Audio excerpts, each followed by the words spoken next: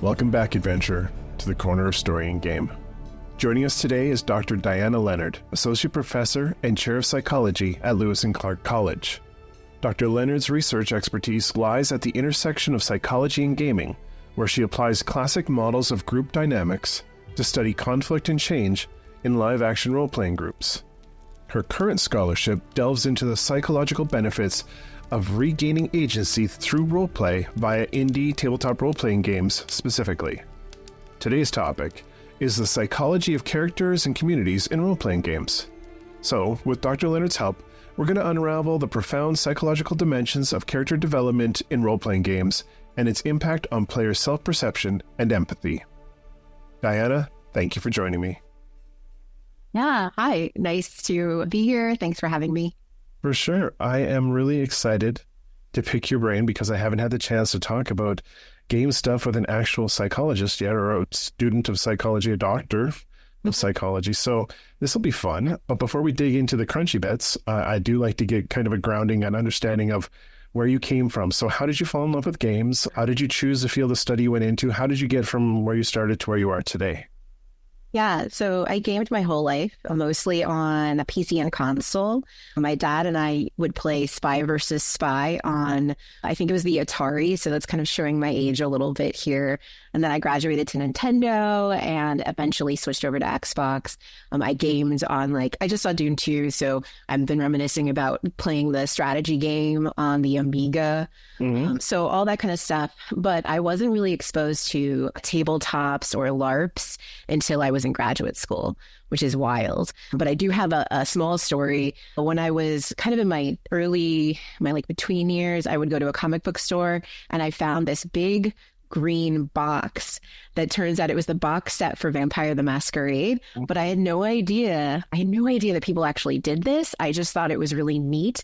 And so I would use it as the basis to write short stories, in my apartment on my own. But then I went to graduate school in California and I met my now husband, and his whole goofy, nerdy group of friends kind of drew me into gaming with LARP.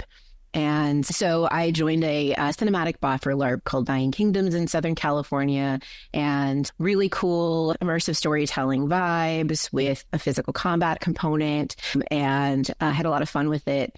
It didn't really take a lot of convincing to get me involved because my husband was basically like, so you like dressing in costumes, you're already good at improv, because I kind of growing up in New York, you kind of have to be cook on your toes or else you'll get roasted. So, and the part that he had to convince me about was the camping part, because growing up as a city girl, I was pretty much the woods are out to get me and it's not safe there. So that's where the axe murderers are.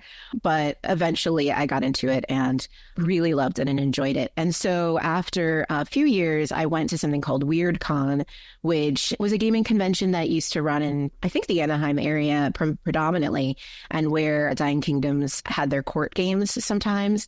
And so that con had a blend of scholarship and actually running games. And so that's where I met folks like Sarah Lynn Bowman and decided to start maybe publishing some game studies stuff. And so I really do owe Sarah a lot for being so welcoming in the scholarship community. So my first thing that I published there was about kind of connecting small group dynamics research to the development of LARPs over time, because there are these communities that are so fascinating because you have the level of the out of character cooperation and collaboration, as well as the in character dynamics that may change over time. So Dying Kingdoms is a retirement LARP, meaning that people do get to have a full 0 to hero arc and then retire their character either in a blaze of glory or as the senator of the land, whatever.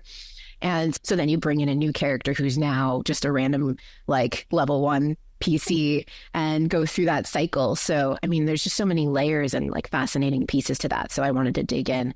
My primary research is in intergroup relations and social identity and how the emotions we experience as part of our groups shape our behaviors, in part because with my own various liminal identities as a mixed race person, I was always fascinated on how social social perception would shape the way people reacted to me, and how that seemed to be more about them and what was in their head than my own experiences.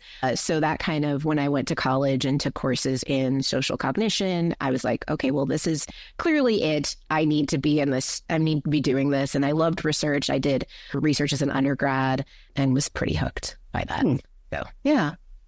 So what drew you into the field of psychology in the first place? Apart from games and all that, the other side of you, how did that happen? Yeah. So like I was saying, so I started college as a anthropology major because I took a course in high school where I remember it, it's a core memory. The professor was talking about when they discovered Lucy, the Australopithecus skeleton that is one of our potential ancestors, and told the story about how the dig team was sort of celebrating that night, and they played the song. This could all be apocrypha. This is just what I remember from high school. This could be false, but they played the song Lucy in the Sky with Diamonds by the Beatles, and just this idea of like discovering something nobody's ever seen before and having that impact our understanding of humanity, and then that camaraderie piece and the creativity aspect just really ignited my imagination. So when I started college, I went for that anthropology major, but then I took a psych class, typical reason. My friend was like, I'm going to take this class next semester, we'll take it with me, kind of thing.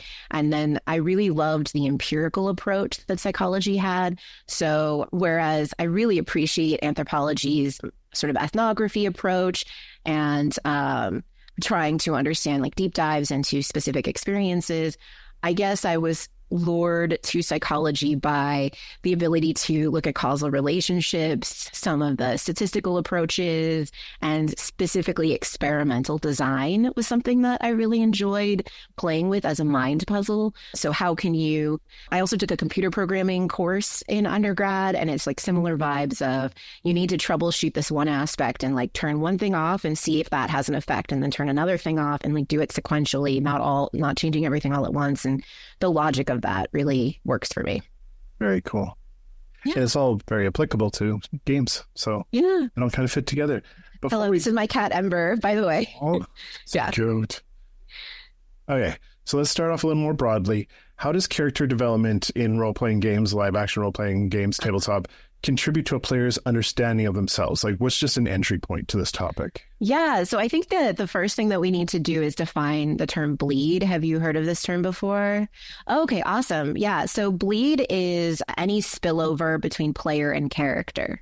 So you can have bleed in, which would be like if I am really grumpy because I just drove down from Portland to LA playing the game and I've been in a car for a lot of hours, and then my character is easily frustrated. So that would be bleed in. Bleed out would be where character thoughts, feelings, emotions, and goals bleed out onto the out of character experience. So maybe somebody in the game is like, there's a PvP element and they've taken some of my troops off the table or something, and I'm frustrated about that. I don't know why I'm stuck on the frustration emotion here, but it is a good example.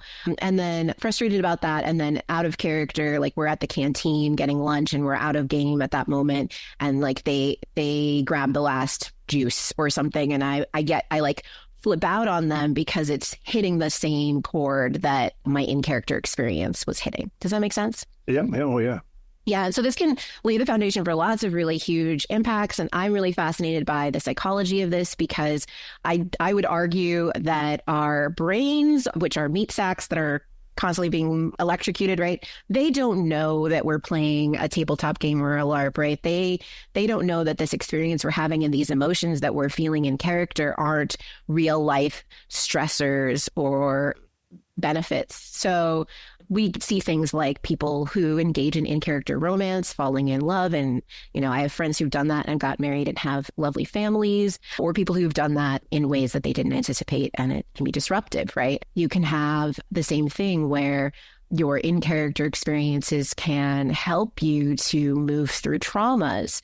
LARP is not therapy. I really want to make that clear, but LARP can have therapeutic outcomes sometimes. And so, like a more simplistic way would be something like leadership, right? So a lot of times players will take on leadership roles in LARP stories or in tabletop stories. And through that venue, they can practice real life leadership skills and character, experience wins and successes and positive emotions that come from that can cascade over into their out of character life, giving them confidence and sort of natural reactions in the real world because they've done that in a game. And that can have really positive benefits. But on the flip side, maybe they're not able to portray the leadership characteristics that they wanted or be as enigmatic in the story as they had envisioned when they made the character. And that can also be informative and useful, right? And can lead, even though those emotions might be negative, this can still lead to learning about the self and personal development through the character's development and story. Yeah. So I would say, yeah. I think as far as understanding others, which was another part of your question, there are some limitations here. I'm really interested in perspective taking and empathy research and how it applies to LARP. And we know that when people even read stories in a book or see it unfold in a movie that they're not necessarily immersed into or enacting, you can get real benefits from that in terms of taking the perspective of someone else whose experiences is different from your own. But I would also caution that I think that just because I portray a character who's sort of like a space refugee, which I've played in a sci-fi LARP before, doesn't mean I now understand the experience of refugees worldwide, right? And so that kind of gap of understanding still exists, but sometimes people can feel that they've overcome the gap, and that can lead to some misunderstandings or even harm. So I think it's important to recognize the limits of immersion for perspective taking as well. Mm-hmm.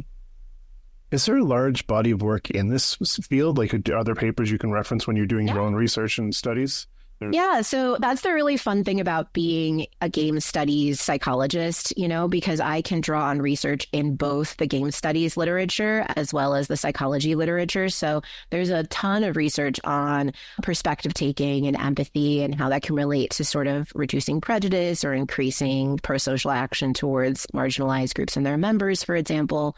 But there hasn't been much research done looking at how that pertains to tabletop role play or LARP, right? They've done it mostly with like passages and narrative and maybe to a certain extent VR and digital games. So it's really fun to be able to sort of play in that new space. And so, yeah, I would say Adam Galinsky is a psych researcher one could check into if looking into perspective taking, because he and his co-authors have done a lot of really good work there. And then if you're interested in bleed, Sarah Lynn Bowman does a lot of great work looking at bleed as well. Interesting. Okay. Thank you. Yeah. So as a psychologist specializing in group dynamics, or at least studying group dynamics, what parallels between the dynamics of like a real life social group and a role-playing community social group have you discovered? And what have you learned perhaps that could help us build stronger communities in real life from the game societies? Yeah, absolutely. So I think it's interesting. So groups really do go through these cycles that can center on the group members asking, like, who are we? What does our group mean? What does the group mean to me? How willing am I as an individual to sort of give up my autonomy to be part of this group? And how does that benefit me? And then also, is the group's vision for what we're doing and who we are aligned with my own vision of that? And so these can lead to something that Susan Whalen calls the principled conflicts, which often involve things like, in the LARP community, for example, what's the nature of should we pause a scene if there's some kind of a emotional conflict going on, or should we push through, would be an example, I think, of principled conflicts in LARP. How should safety be employed when we're doing a battle scene? What kinds of rules do we have in place for various things? And so these conflicts, these discussions can feel really icky, like it's emotionally vulnerable to be involved in conflicts, and it can sometimes feel like people are intractable because they have different worldviews that are clashing. And so, but groups researchers really characterize this as a necessary part of group development. It's not something you can skip or avoid. There's inevitably going to be some kind of conflict that comes up, and sometimes you need to embrace that because it will lead to a resolution one way or the other. Sometimes that resolution looks like people leaving the group, which can feel bad. Like a massive group exit happened in my LARP community around the time that I joined it, which is part of why I really was interested in this model and applying it to LARP. where people are just like, we have irreconcilable differences, almost like a marriage breaking up, right? And we want to go and start our own group that's going to be more aligned with our interests and needs. And then that can feel bad, like a failure. But in other ways, just like with a divorce, it's like, okay, but now you're in a healthier place with only people around you who have a vision that you share, and you can move forward more positively. So yeah, navigating that can be different and interesting when you look at LARPs, though, because you have, again, both the layer of the in character and the out of character. So it's like the dynamics in character can foster positive or negative dynamics out of character and vice versa. So these conflicts can be simmering and really playing out in ways that can be unhealthy too. So I think, the first advice I would have is to not pretend like conflict isn't happening, to try to establish norms of open communication and norms of dissent, even where people can have a venue for bringing up issues that they're having and feel that their voice is heard. You can't, another thing that's important to know, especially if you're a game runner, is that, and which I've been, you can't make everyone happy. You cannot, and you'll fail. And, it's the kind of thing, like, better to be your true self and to make the game and to build the community you want to see than try to fragment yourself, cut yourself into pieces to please everyone, because then you're really pleasing no one. And then that's kind of some of the foregrounding stuff that could happen if somebody's interested in starting a new, whether it's a 4-person tabletop campaign or a 150-person LARP community, to set it up in a transparent way. These are the core themes of this story. If you're not interested in that, maybe this isn't the game for you. This is the set of community values that I want this community to share, or that we as the team want to make sure that we're all on the same page with. These are the game premises that you will see coming. And we also, as the writers, will continue to reference those to make sure that we're staying true to our original principles. And if they need to change, they need to change. Like, that's just boundary renegotiation. But you also have to be transparent and collaborative at that inflection point as well. Makes sense. Yeah. That's why session 0 is so important for a campaign. Oh my gosh, so important. Yeah, I recently attended a session 0, and just the ability to develop the relationships in character, but also make sure you're fostering a healthy dynamic out of character is so important. Yeah, 100%. Yeah. Okay, well, let's tighten in a little bit here. Yeah. I came across the term when I was doing my research of identity exploration. So Sure. In your research, how do you define identity exploration within the context of role-playing games? And what role does that play in character development in a game? Sure. I think it's important to distinguish between personal identity exploration and social identity exploration. So I teach social psychology, so I talk about this every semester, but we have something called a self-concept, and that can be rendered at the individual level. And we learn about ourselves throughout our lives through various means. The 3 main models are introspection, which is where you're kind of thinking like, who am I? And why did I do that thing I did? And what does that say about who I am? And all that kind of stuff. Keeping a journal is a really good form of introspection. I just recently started a 5-year journal where I can write in it each day for 5 years, and then I can look back on what I did the same day the year before. I think that's going to be really cool. Yeah. So then there's also that basic one that I think we're all familiar with. There's 2 other models that might feel resonant, but you might not have heard of them, which is the looking glass self, which is this idea that we learn about who we are. So we explore our self-concept through the lens of other people's reflections of us. So somebody will say, like, your art teacher when you're 6 will be like, you're such a great artist, and then you're like, I am a great artist. And so that is one form of self-concept development. And then or identity exploration, there's social comparison. So my teacher tells me I'm a great artist, but then I'm sitting next to somebody who actually has fine motor skills developed faster than me at age 6. And what they made a dog that actually looks like a dog. That social comparison is also going to be a part of my self-concept development.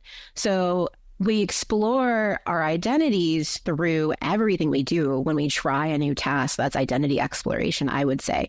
I think in LARP and tabletop and other role play games, we can engage in identity exploration through our characters, whether they're like us or not. Feedback we get from others, that looking glass self piece, is going to tell us this is okay, or this is valued, or this was not okay. This is not a valued expression. Feelings of harmony between what you're doing in character and your own self can be reaffirming. I know folks who've explored identity through LARP and role play, things like gender expression, for example. Right. And then that kind of starts to get into the concept of social identity exploration, which is a bit more my wheelhouse because I look at sort of social identity, intergroup relations, group identity. But I really favor my friend and colleague Janaea Kemper's concept of emancipatory bleed, which builds on the bleed concept and talks about how members of marginalized groups can really explore and unpack their identity experiences through role play. So one basic example that she gives is somebody who's a member of a marginalized group, like a Black woman in America, might role play as a doctor and find that in the context of the game where everybody has this sort of agreed upon imaginary world, everybody's treating this character, yes, you're a doctor, you have the status and authority of a doctor, you're doing the doctor things in the game, and that can unlock that person's sort of sense that because of their marginalized identities, they could never achieve that status, right? Or because people in the game are kind of honor bound by the agreement, the magic circle that they're in to play the story out together, they confer upon this person status and respect that can help the player to realize that society's standards and expectations for them are made up, just like the story is made up. And so that can be really powerful and transformative. And then Kemper, who I know through, because Janaea and I played Dying Kingdoms together. So I met her as a LARPer before I met her as a scholar, if that makes any sense. Yeah. Yeah, it's really cool. And so she suggests that there are sort of 3 strategies we can use to try to achieve emancipatory bleed. So that would be obviously plan, like before, during, and post is kind of the idea here. So before, you want to pre-plan, pre-prep, think about what characterization you want to try. If you're trying to explore some part of your social identity, what would put you in a good position to do that, learning as much as you can about the story and what kind of potential positive and negative outcomes could come from that. And then this one's more controversial, in-game steering. So have you heard the term steering before? No, I'm learning. Okay. Yeah. So steering is kind of controversial in the role play world because it's where you're making moves during the game to lead to specific plot or outcomes or experiences. Mm-hmm. And so there are many people who are purists and believe that when we're role playing, we should just follow the story and do what comes naturally or do what the character would do and not kind of input our own expectations or desires onto that, sort of just like be completely in character. And so steering by design requires you to sort of keep an out of character tether where you're thinking, okay, I want this character to wind up becoming a doctor because that's the story I want to tell for my emancipatory bleed exploration. How will I do that? In this scene, I'm going to make XYZ choice because of that. And then, so that's why it's controversial, because some people do think that steering is counter to what should be the aim or the goal of role play, which is telling the story that as it unfolds or immersing completely in the character. So just different perspectives on how we should do it. And then the third piece is post-game evaluations. This is cool because it gets back to my anthropology major that I left behind. But because Kemper suggests doing something called an autoethnography, where you take ephemera from the game, maybe photos or objects, and you journal about your experiences and use that to explore, do some more identity exploration, as you would say. So yeah, definitely check out Janaea Kemper. She has some really neat articles on NordicLARP.org, for example, relating to this concept. Excellent. You touch on people putting their personality into the characters they're playing, and I'm sure that takes place. But do people ever go in and play a character and they try something completely different than who they are? Yeah. Just swing for the fences. Yeah, I mean, I think it's a bit of both. I think sometimes people try to play characters that are different from their own. But in my own experience and observations, usually they don't end up getting that far from themselves. Or maybe, for me, if I can tell a personal experience. Yeah. So a few years ago, I played a character. So this is the end of that story. So I played other LARPs in the meantime and since then, but Dying Kingdoms was a over 10 years old, like more like 15, 16 years old LARP that was sunsetting. It was ending right before the pandemic hit, and which we obviously didn't know was coming, but it was time, it was ending. And so I played, my last character in that LARP was, I thought, very different from me because I had a lot of responsibilities at work that were stacking up, and I'd previously played characters who ended up becoming important leaders in the LARP, and that was a lot of fun, but could be a lot of responsibility at work. And so I wanted to and then I was in Portland at this point, so we'd have to drive all the way down. So I was just like, I would just roll up and be like just a girl, just a person who's just there and is just like nice and doesn't have to lead anything. And so I made this character who was like no thoughts, head empty, but like full of emotion and ebullient, and like would sing and just dance and be very carefree, which was kind of very far away from where I was in that time, but also definitely something I wanted to embrace more in myself. And then everybody around her kept dying. Yeah. I mean, I think in part because the LARP was ending, people wanted to go out a blaze of glory and have like an impactful end story. So she would like get a lover, and then they would be eaten by demons, and she'd get another lover, and then they would like pick up a cursed object. And it was just a lot of crying. And that was very different for me because I very much at that time was like keeping all my emotions kind of wrapped up. And I think it was very good because it showed me through that looking glass self-feedback piece that people would still care for me, the character, even if I was very emotional and seemed like too much. And so I think that's common. I've seen a lot of folks take that in a kind of a sinister direction, maybe, where if somebody's feeling very like unlovable, they might play a character that is really unlovable, like has done bad things or is tainted in some way, demonic.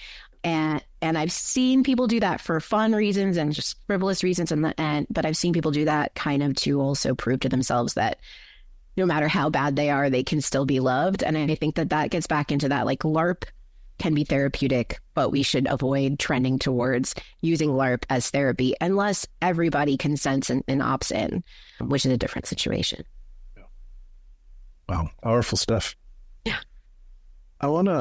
You tweaked my brain when you're talking about steering. I want to go back there and just wander off track for a few minutes. Sure. Coming from a narrative background as well as a game design background, the idea of sitting down and running a game, playing in a game, I've never actually considered the idea even of letting go of narrative control in some way, having hold of the tether where I'm like, okay, this character is this character and he wants to end up here. Yeah. So how do I make that story happen? Like, I want a fulfilling emotional end to this narrative arc. So I have to make decisions to get there. And the whole idea of just letting go of let go of the rudder and see where the character takes you is kind of wild.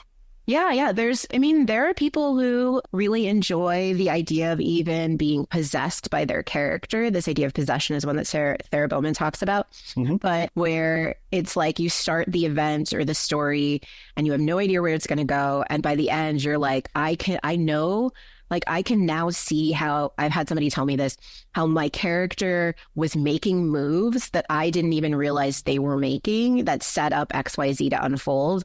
And it felt like somebody else was running the show. And degree of immersion can be dangerous, honestly, and can lead to unhealthy situations where somebody can justify bad behavior by saying it's what my character would do, and that, you don't want to trend in that direction at all. But it can also be liberating and freeing and, really a pure experience of escapism, and can lead to really beautiful organic stories. So just like with anything, there's going to be pros and cons. It sounds like the emergent storytelling that some authors will talk about, the pantsers, as we call them, where they sit down and just let the characters take over. It sounds like you're living inside of it. So there's an element of psychological danger, I'm sure, there. But wow, I'm going to have to try that. That's crazy. Yeah. Okay. I would say definitely try it in a trusting context with folks who you have an open line of communication with. Yeah. All right. We'll get back on track. I just had to ask. No, it's all good. Oh, excuse me.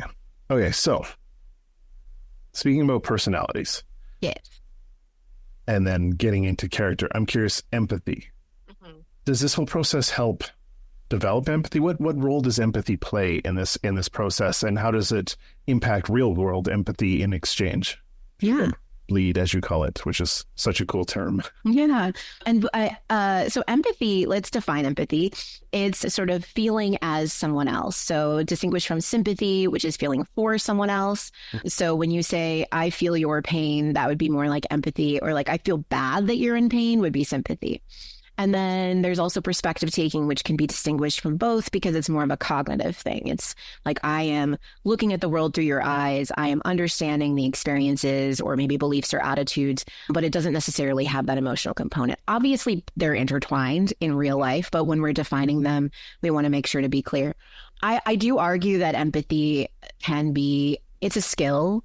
It's something that we can work towards. Some people naturally have more empathy than others. There's sort of like an emotion contagion scale out there that researchers use. So they'll have questions like, if somebody else starts to cry, I start to cry. Like if I see a movie where something sad, people are feeling sad, I feel sad. Like the people who answer that are going to be high in emotion contagion and therefore empathy. And there can be even like neural components to this.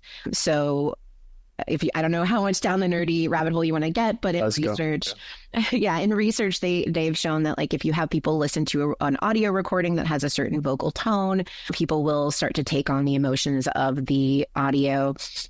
And this happens even on a subconscious level. Like if you have somebody hooked up to EMG measurements, which is looking at electrical signals on the face, the facial muscles associated with different emotions will be showing the electrical potential, suggesting that there is even a component of sort of mimicking on an unconscious, literally subdural level, which is pretty cool. And goes back to the idea that humans are at our core ultra social, not designed by some intentional design, but we have evolved to care for each other and to feel what each other feels. And this is the basis of things like helping and pro-social behavior.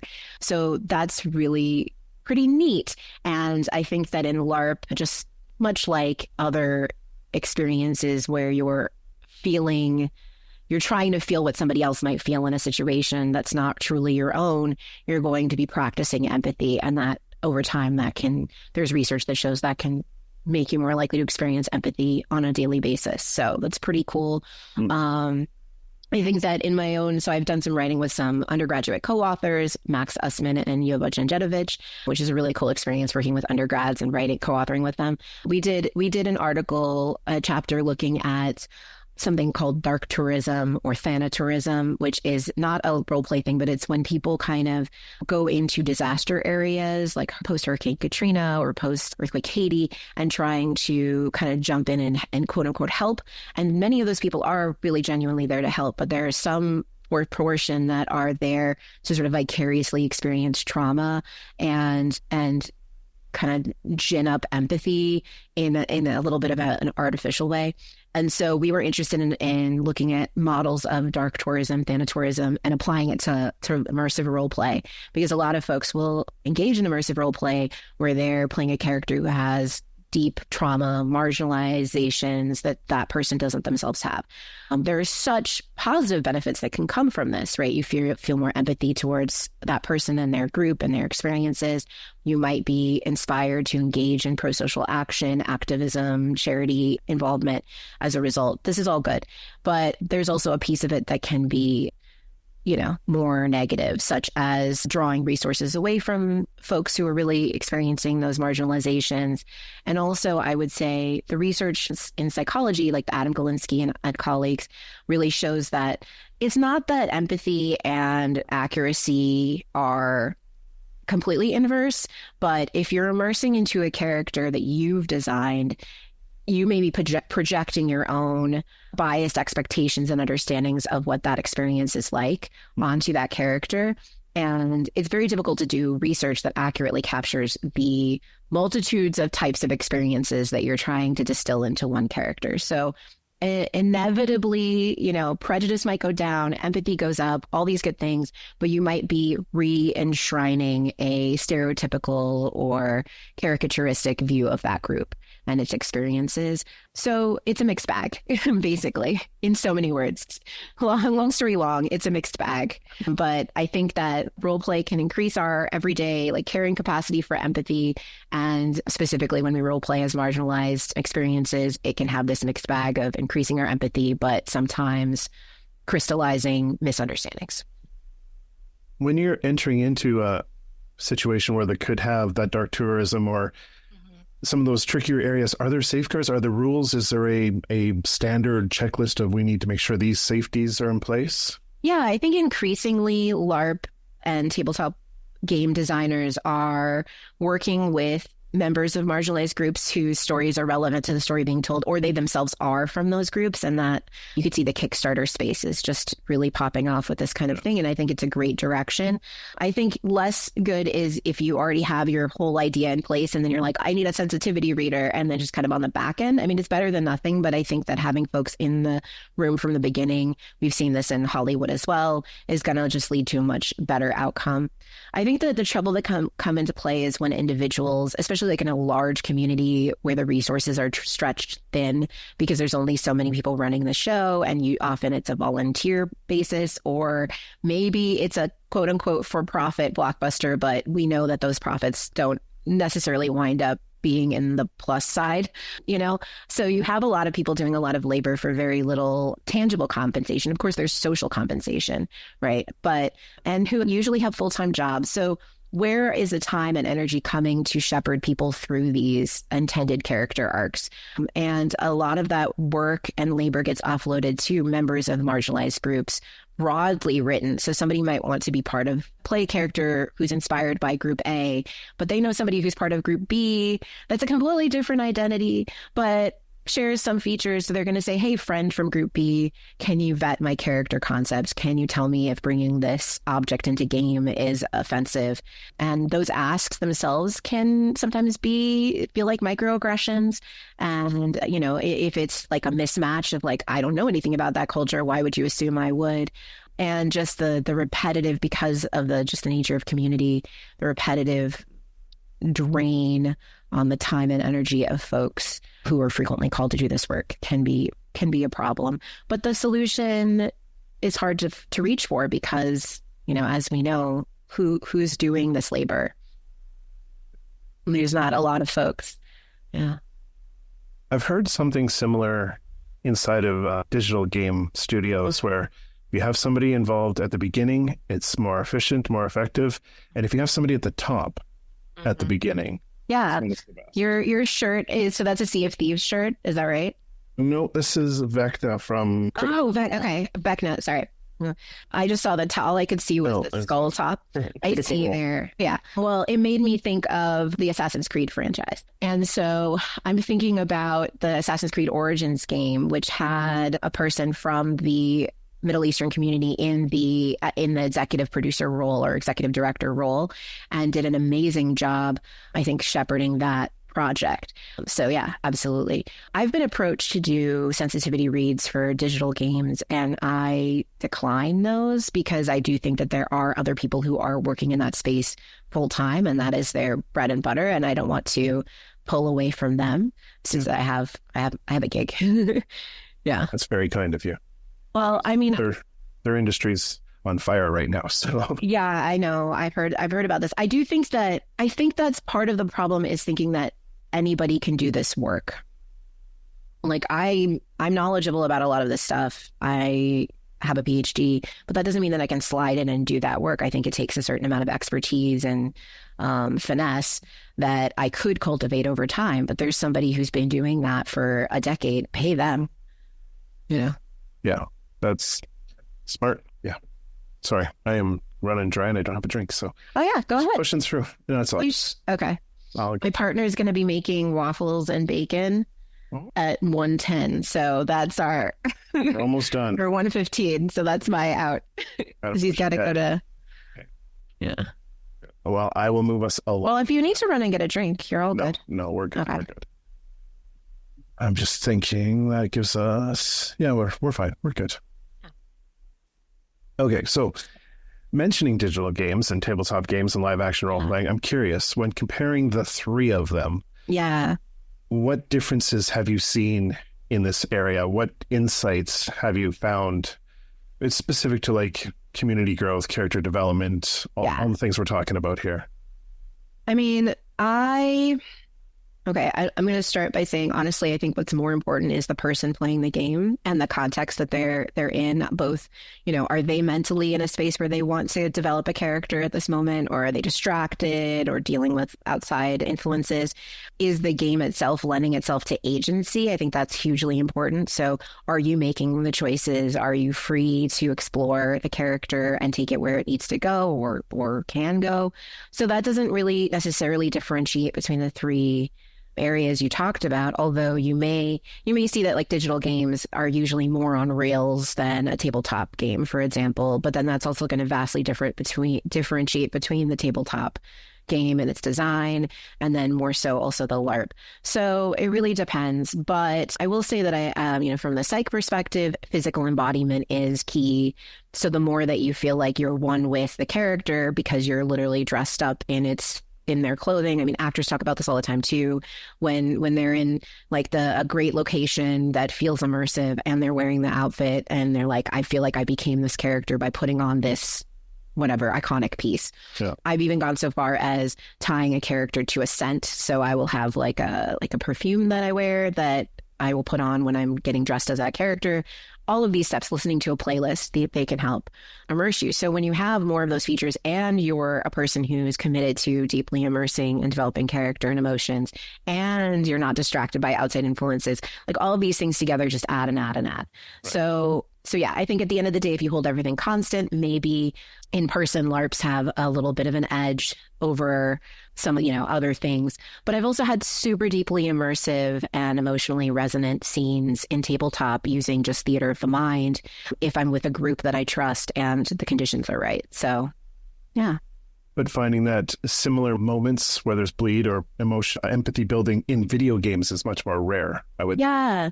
Well, can I talk about my favorite MMO that I play? You can talk whatever you want. So I'm a big fan of Final Fantasy XIV. I play it all the time. I have a cat girl and a bun girl, different servers. And I do think that the storytelling and the story first energy, like people say it's an RPG MMO. So the story is primary. And then just like the supportive nature of the community. I'm helping a friend run through it from level 1. We just got to level 50, some of the big story content yesterday, like right before the maintenance started. So we were like getting it in. And just like, when you're a sprout, we have a little thing over your head and you come into a dungeon for the first time, people are like, they're like waving batons and dancing and being really excited for you. And it's just, I think that the community and also the design team that really values your time and wants to make sure that you're set up to enjoy the story. That's a great experience of immersion for me. Very cool. So it can happen. I think so, yeah. All right, we're almost ready to wrap her up here. We're going to do one more big question on this topic, and that is, I'm going to kind of roll it together here. Okay. What is the takeaway? What is the advice you would offer to designers, writers, game devs, home GMs, home players in LARP, tabletop? What's the takeaway here? What's the heart? Yeah, I mean, I think agency.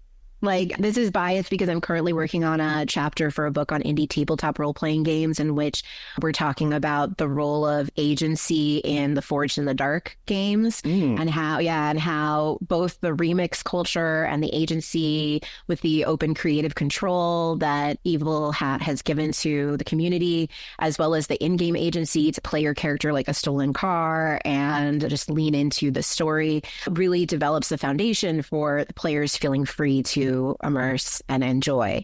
And so I think I too, like I said, I've run games before. I helped co-run an apocalypse game in Southern California called Apocalypse 47.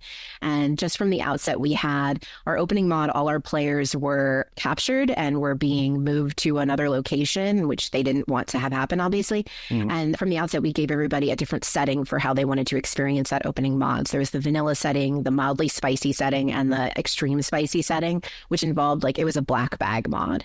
And so we used zip ties and stuff. And crafting that mod for safety as the primary concern and then exploration of these themes as the secondary concern meant that we had this open like sandbox to play in.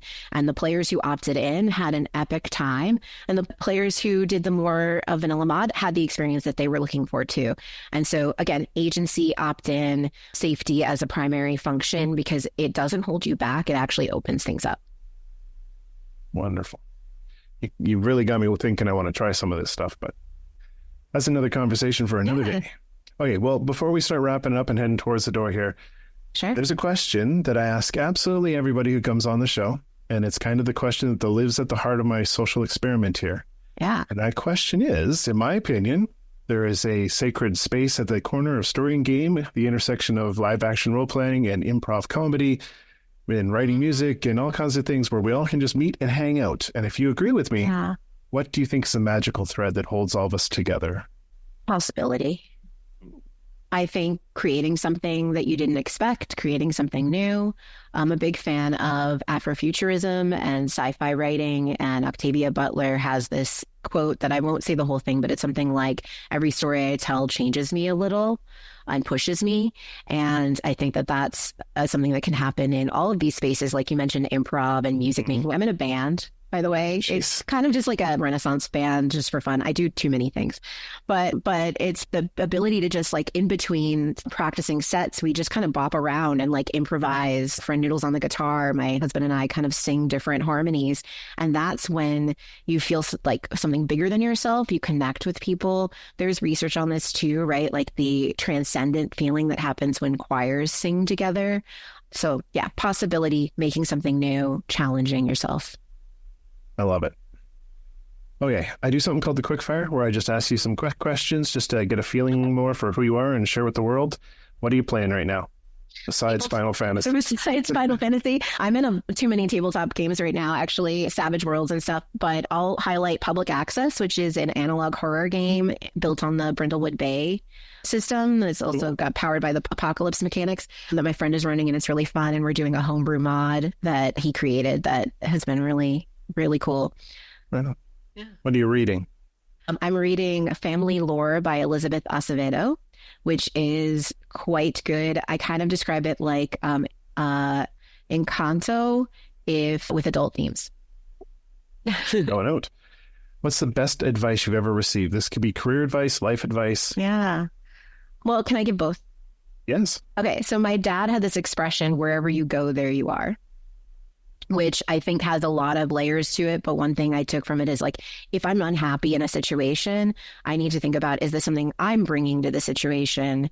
Like, what is my contribution to this unhealthy, unhappy dynamic?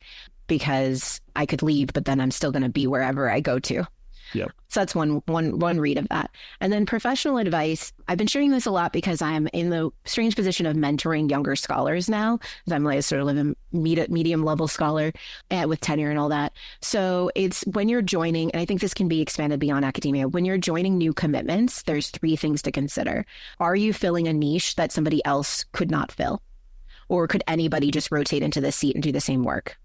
And be more likely to take it if it's something that you can uniquely contribute. What will I learn from this commitment? Will I get something out of it where I understand the system that I'm being a part of better, or the world? And then do I like the people I will be engaging with on a regular basis through this commitment? Because we become who we're around. First of all, you invite energies in, and then 2, if it's a drag to pull yourself to the meeting or the event, then it's going to be that much more difficult. Excellent advice. Okay, last quick fire. If you could host a game session with any 4 people, living or dead, anytime in history, who would they be and what would you play? So this is going to be sentimental, but my dad and my grandma, because I want to see them again. And I would love to show them my hobby because I didn't get involved in tabletops and LARPing before they passed. And then my sister, because she would like to see them again too. And I think that would be really fun. And then I'd bring in Prince, because why not? Prince would be a total gas to play a tabletop role-playing game with, I think. Really creative energy. And because my dad was a huge sci-fi geek too, I would play like a one-shot heist type thing in the Scum and Villainy or the Forge in the Dark game. because that would be really fun. That would be an epic game. Yeah. Well, it's time to head out the door. So before we go, I would love to give you the last word. So A, is there anything you want to promote or boost? And B, give us one final word of wisdom. I do. Can we pause for a second? Because actually, I want to pull it up. Thank you. Thanks. I'm going to promote something, if that's okay. Yeah, that's what this moment is for. Yeah. Okay. I got it. Okay. Return. So I was really fortunate to be involved recently in a new book as part of the Learning, Education, and Games series that's shepherded by Kat Schreier.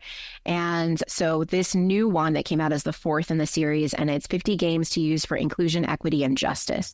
And they are very short chapters, each one geared towards teaching some of these themes in the classroom or outside the classroom.